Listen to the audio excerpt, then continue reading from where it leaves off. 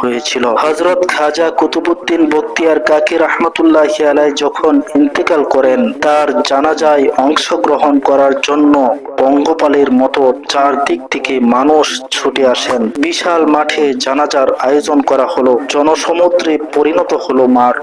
জানাজার সময় হলে একজন ঘোষক ঘোষণা করলেন, হযরত বখতিয়ার কাকি রাহমাতুল্লাহি আলাইহি ইন্তেকালের পূর্বে আমাকে ওসিয়ত করে গেছেন, যার মাঝে চারটি গুণ থাকবে তিনি যেন বখতিয়ার কাকি রাহমাতুল্লাহি আলাইহির জানাজার নামাজ পড়ান।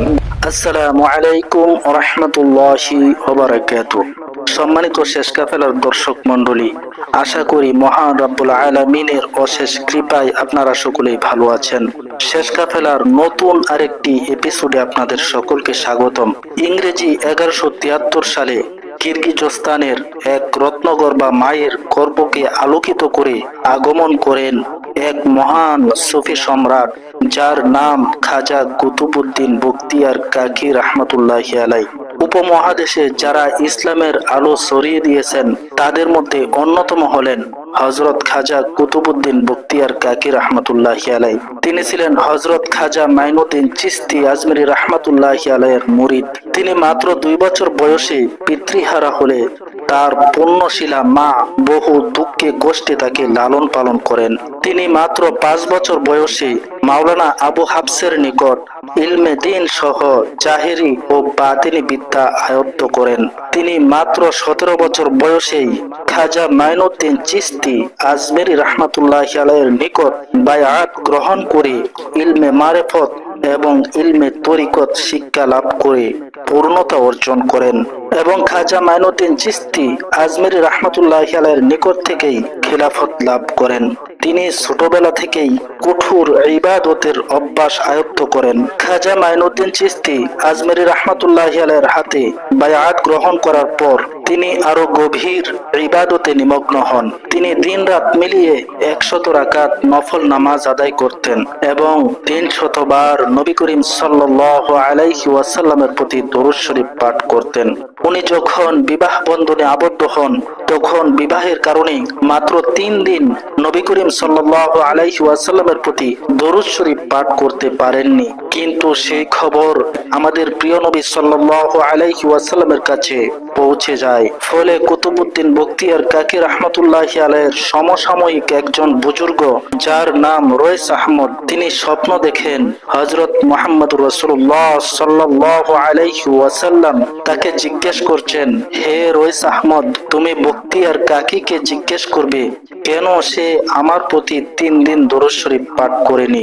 হযরত রইস আহমদ রাহমাতুল্লাহি আলাইহি যখন ওনাকে সেই স্বপ্নের কথা জানালেন, তখন তিনি পাগল প্রায় হয়ে গেলেন এবং দুনিয়ার যাবতীয় মোহ ত্যাগ করে নবী প্রেমী আরো বেশি আত্মনিয়োগ করেন এবং আরো গভীরভাবে আল্লাহর ইবাদতে মশগুল হন। তিনি বাগদাদে অবস্থানকালে জানতে পারেন ওনার পীর হযরত খাজা মাইনুদ্দিন চিশতি আজমিরি রাহমাতুল্লাহি আলাইহি খুরাসান থেকে ভারতে যাচ্ছেন। তখন তিনি ভারতের উদ্দেশ্যে রওনা হন। তিনি কিছুদিন খাজা মাইনুদ্দিন চিশতি আজমিরি রাহমাতুল্লাহি আলাইহির সাথে আজমির শরীফে অবস্থান করার পর স্বীয় পীরের নির্দেশে আজমির থেকে দিল্লি আসেন। তখন দিল্লির সুলতান ছিলেন শামসুদ্দিন আলতামাস রাহমাতুল্লাহি আলাইহি। খাজা কুতুবউদ্দিন বখতিয়ার কাকি রাহমাতুল্লাহি আলাইহির দিল্লি আগমনের সংবাদ শুনে সুলতান তাকে অভ্যর্থনা জানান এবং তার খেদমতে আত্মনিয়োগ করেন।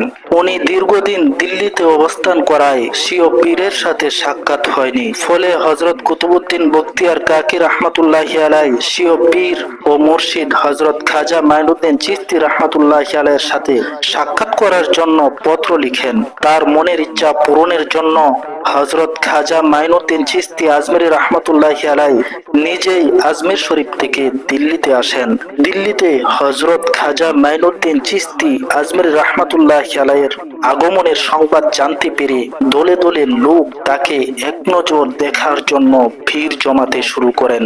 কিছুদিন দিল্লিতে অবস্থান করার পর তিনি আজমির শরীফে যাবার সময় বিশেষ কারণে প্রিয় শাগরিদ বখতিয়ার কাকীকে সাথে নেওয়ার সিদ্ধান্ত গ্রহণ করেন। সুলতান আলতামাশ বখতিয়ার কাকী রহমতুল্লাহি আলাইকে খাজা মাইনুদ্দিন চিশতি আজমিরি রহমতুল্লাহি আলাই আজমির শরীফে নিয়ে যাবেন শুনে তাকে দিল্লিতে থাকার জন্য অনুরোধ করেন। হযরত আজমিরি রহমতুল্লাহি আলাই এতে সম্মত হলেন না। তিনি সুলতানের অনুরোধ রক্ষা করতে পারলেন না বলেও সুলতানের কাছে দুঃখ প্রকাশ করেন। দিল্লির অধিবাসীগণ বখতিয়ার কাকী রহমতুল্লাহি আলাইয়ের চলে যাওয়া দেখে নীরবে অশ্রু বিসর্জন করতে লাগলেন। হযরত খাজা মাইনুদ্দিন চিশতি আজমিরি রহমতুল্লাহি আলাই দিল্লিবাসীদের এ অবস্থা সচক্ষে দেখে শাগরেদের প্রতি সন্তুষ্ট হয়ে বলেন, হে কুতুবউদ্দিন, তুমি এখান থেকে চলে গেলে স্থানের লোকের মন ভারাক্রান্ত হবে, তাই তুমি এখানেই থেকে যাও, লোকের মনে কষ্ট দেওয়া ঠিক হবে না।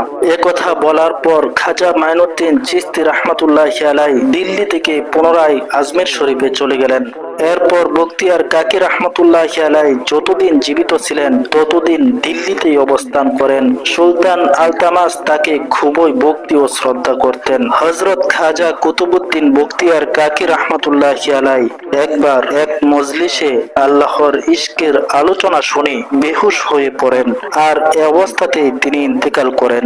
ইন্তেকালের সামান্য কিছুদিন পূর্বে ঈদের নামাজ শেষ করে বাড়ি ফেরার পথে এক স্থানে হঠাৎ তিনি দাঁড়িয়ে গেলেন এবং বলেন, এ স্থান থেকে মহব্বতের সুগন্ধ আসছে। তারপর তিনি সে জায়গাটি খরিদ করে ওসিয়ত করেন মৃত্যুর পর তাকে যেন সে স্থানে দাফন করা হয়। তার অন্তিম ইচ্ছা পূর্ণ হয়েছিল। হযরত খাজা কুতুবউদ্দিন বখতিয়ার কাকী রহমতুল্লাহি আলাই যখন ইন্তেকাল করেন, তার জানাজায় অংশগ্রহণ করার জন্য পঙ্গপালের মতো চারদিক থেকে মানুষ ছুটে আসেন। বিশাল মাঠে জানাজার আয়োজন করা হলো, জনসমুদ্রে পরিণত হলো মাঠ। জানাজার সময় হলে একজন ঘোষক ঘোষণা করলেন, হযরত বখতিয়ার কাকী রহমতুল্লাহি আলাই ইন্তেকালের পূর্বে আমাকে ওসিয়ত করে গেছেন, যার মাঝে চারটি গুণ থাকবে তিনি যেন বখতিয়ার কাকী রহমতুল্লাহি আলাইয়ের জানাজার নামাজ পড়ান। গুণ চারটি হলো, 1 নাম্বার, যার জীবনে কোনোদিন তাকবীরে উলা ছুটেনি। নাম্বার 2, যার কোনোদিন তাহাজ্জুদ কাজা হয়নি। নাম্বার 3, যে কোনোদিন গায়রে মাহরামের দিকে বদনজরে তাকাননি। নাম্বার 4, এমন ইবাদত গুজার যার কোনোদিন আসরের সুন্নত ছুটেনি। একথা শোনার পর পুরো মাঠে নীরবতা ছেয়ে গেল, সবাই নিস্তব্ধ।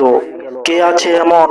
এভাবেই কেটে গেল বেশ কিছুক্ষণ। ওনার জানাজা পড়ানোর মতো যোগ্য ব্যক্তি না পাওয়ায় ওনারা প্রস্তুত হচ্ছিলেন যে খাজা কুতুবউদ্দিন বখতিয়ার কাকী রহমতুল্লাহি আলাইকে জানাজা ছাড়াই দাফন করবেন। ঠিক সে সময় ভিড় ঠেলে কাঁদতে কাঁদতে বেরিয়ে এলেন একজন ব্যক্তি। সবার দৃষ্টি তার দিকে। ধীরে ধীরে জানাজার দিকে এগিয়ে এলেন, লাশ মোবারকের মুখ থেকে চাদর সরিয়ে ফেললেন এবং বললেন, হে কুতুবউদ্দিন, তুমি নিজে তো চলে গেলে, কিন্তু আমাকে অপদস্থ করে গেলে। তারপর তিনি জনসম্মুখে আল্লাহ তাআলাকে সাক্ষী রেখে কসম খেয়ে বললেন, আমার মাঝে এই 4টি গুণ আছে। জনতা বিস্ময়ে হতবাক হয়ে গেল। আরে ইনি কে? তিনি আর কেউ নয়, তিনি হলেন তৎকালীন বাদশাহ শামসুদ্দিন আলতামাশ রহমতুল্লাহি আলাই। একজন বাদশাহ যদি নিজের সকল ব্যস্ততা সত্ত্বেও এমন আবেদের জীবন যাপন করতে পারেন, তাহলে আমরা যারা বিভিন্ন চাকরি বা ব্যবসা কিংবা অন্য কোনো পেশায় নিয়োজিত, আমরা কি পারি না এভাবে নিজেকে আল্লাহর ইবাদতে ব্যস্ত রাখতে? হে আল্লাহ, আমাদের সবাইকে বেশি বেশি ইবাদত করার তৌফিক এনায়েত করুন। আল্লাহুম্মা আমিন। আজ এ পর্যন্তই, দেখা হবে নতুন কোনো এপিসোডে। সেই পর্যন্ত সবার সুস্বাস্থ্য এবং দীর্ঘায়ু কামনা করে এখানেই শেষ করছি। ওয়ামা আলাইনা ইল্লাল বালাগ। আসসালামু আলাইকুম ওয়া রাহমাতুল্লাহি ওয়া বারাকাতুহু।